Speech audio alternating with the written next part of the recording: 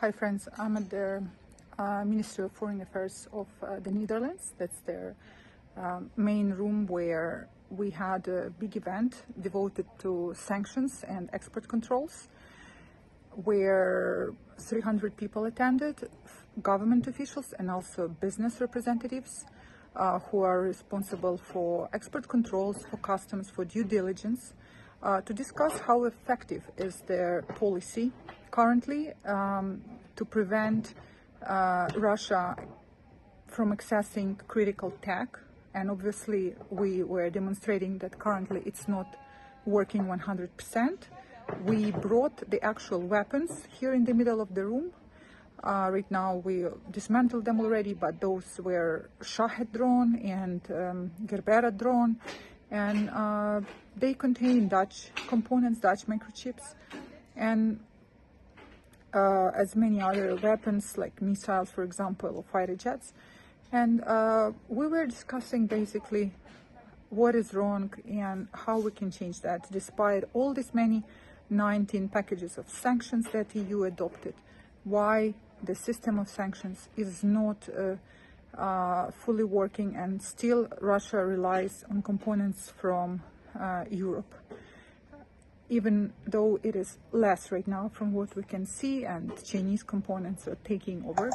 But yet we try to achieve zero, we try to defund Russia, we try to basically stop the war and let Ukraine win. And the sentiment here was very strong, support for Ukraine, emotional, because people were saying that these drones actually killed a lot of families, a lot of kids, and this is like, it was very impressive for them to see those weapons. Many said that they didn't understand the size of the drones, because in their imagination drone is something small.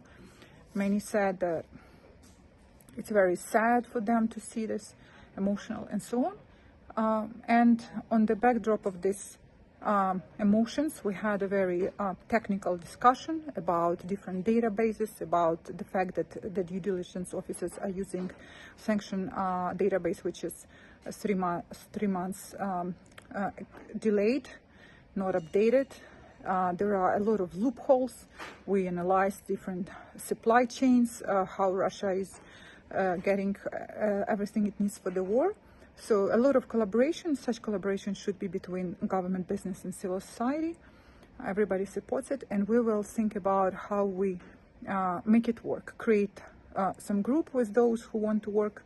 Some companies said that they want to participate in this because people were really emotional, and they said that this is war, it's not about business, even though they work in business. And I was impressed that the people who worked for companies themselves, they were advocating for stronger punishments for companies, for not strong enough due diligence and compliance mechanisms when the goods are ending up in Russia. They were advocating for stronger responsibility for themselves. That impressed me. So it tells me that Europe is definitely understands that Ukrainian war is their war.